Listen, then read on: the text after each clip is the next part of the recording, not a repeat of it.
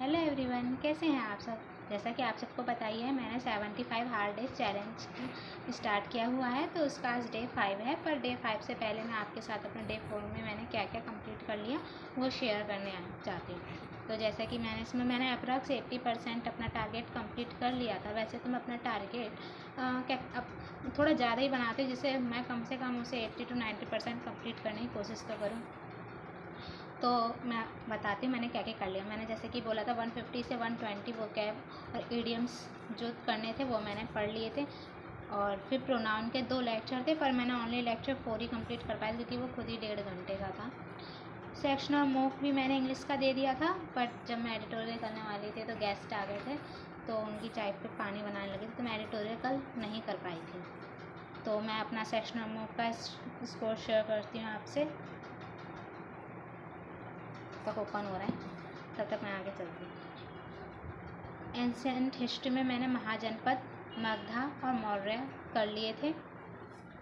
जो मैं कहाँ से पढ़ती हूँ, मैं परमार सर की जो PDF प्रोवाइड किया ना उन्होंने, मैं उसी से ही पढ़ती हूँ। टेलीग्राम पे भी किसी से मिल जाएगी, मैंने उनके ऐप पे भी आई थिंक है, तो मैंने वहाँ से पढ़ लिया था ये तीनों टॉपिक, महाजनपद, मगध और मौर्य एम्पायर। उसके बाद क्यूज़ थे, बुद्धिस्ट जैन सबके मैंने क्यूज़ दे दिए थे। आई थिंक 55 क्वेश्चंस थे, तो मैंने कर लिए थे।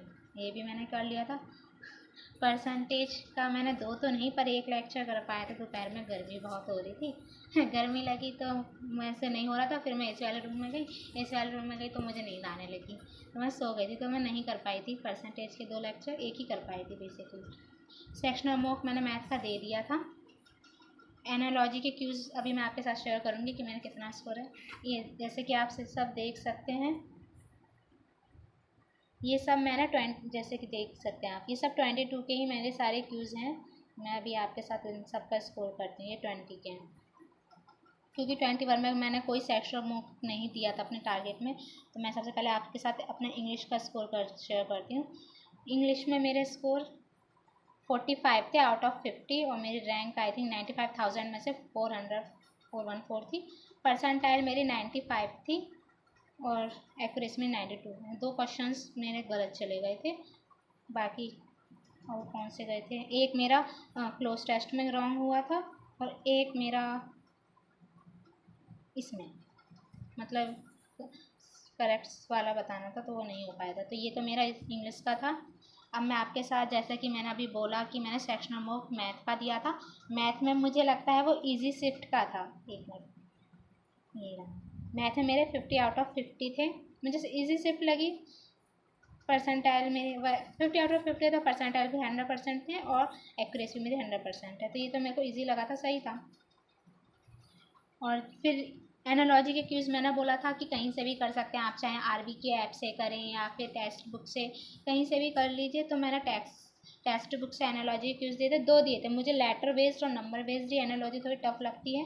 इसमें तो मेरे 20 आउट ऑफ 20 आए थे, ठीक है। ये तो मुझे ईजी था ये वाला क्यूज़ तो, लेकिन जो दूसरा था वो थोड़ा मुझे मतलब मॉडरेट लगा। आप दे सकते हैं एनालॉजी में लेटर बेस्ड वाला, ये थोड़ा था। एक क्वेश्चन तो मुझसे हुआ ही नहीं था, वो मैं बहुत सोची कि हो जाए, जिसमें मेरी 11,000 में से 60 रैंक है।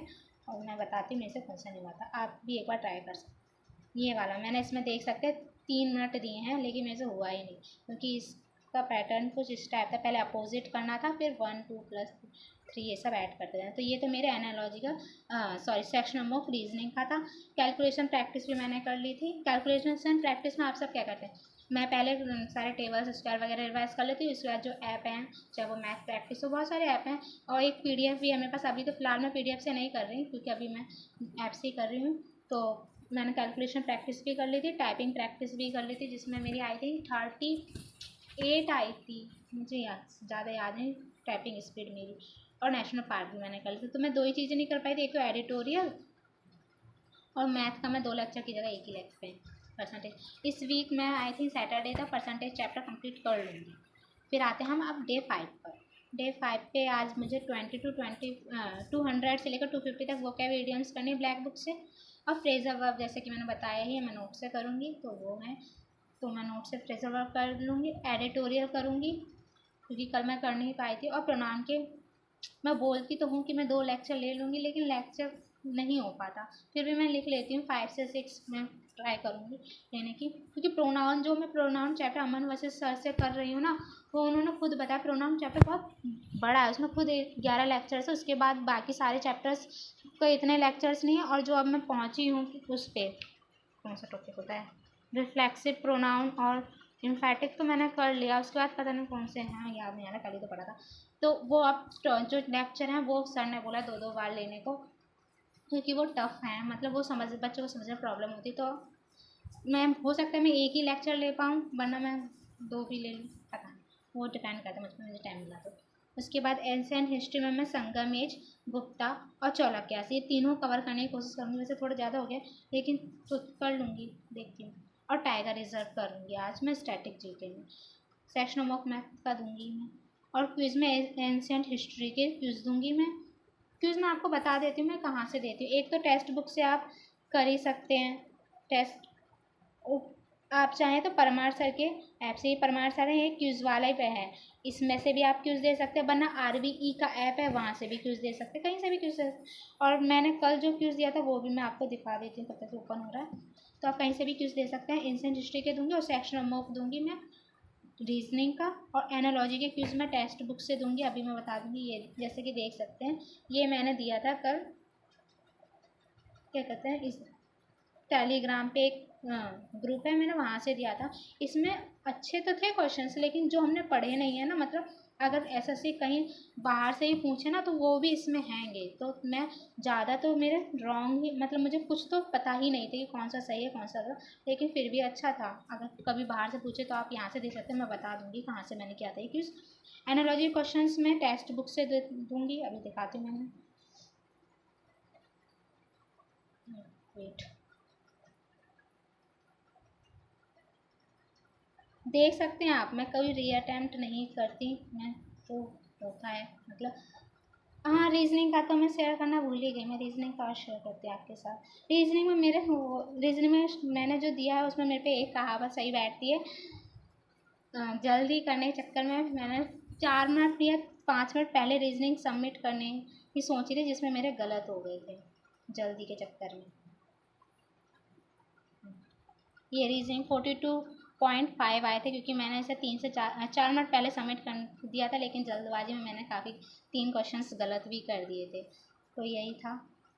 और फिर कैलकुलेशन प्रैक्टिस करूँगी। कैलकुलेशन प्रैक्टिस मैं लिख लेती हूँ अपने पर्पज़ से, क्योंकि अगर मैं लिखती नहीं ना तो मैं उसे स्किप भी कर देती हूँ कि चलो नहीं है मेरे पास टाइम तो मैं नहीं करती हूँ, इसलिए मैं लिख लेती हूँ। तो मुझे ये रहता है मुझे सब सारे कॉलम्स पे टिक करना है, इसलिए मैं कैलकुलेशन प्रैक्टिस, टाइपिंग प्रैक्टिस लिख लेती हूँ। अगर नहीं लिखती ना तो मैं छोड़ देती हूँ, यही मेरी प्रॉब्लम है, इसलिए मैं लिख लेती हूँ। आप सब भी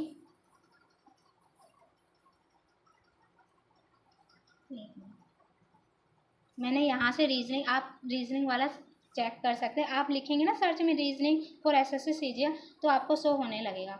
उसके बाद वो चैप्टर वाइज आता है ना, चैप्टर वाइज टेस्ट, उसमें मैंने, इसमें शो नहीं होगा, इसी में से ही मैंने दिया था, इसी में से ही दे रखा है लेटर बेस्ड एनालॉजी और भी सारे नंबर बेस्ड। तो आज मैं इन्हीं में से एक नंबर बेस्ड और लेटर बेस्ड एनालॉजी दूंगी आप सब तो मैंने बता दिया। बस आज का यही था। तो ये डे 5 का टारगेट है। आप सबको अच्छा लगे तो सब्सक्राइब ज़रूर करना, और मुझे कमेंट में बता दिया करो कि कैसी लगती है वीडियो, क्योंकि मुझे फिर पता नहीं चलता ना कि आप सबको अच्छी भी लग रही है कि नहीं लग रही, मैं वीडियो बनाती जाऊँ। ओके, बस यही था। बाय।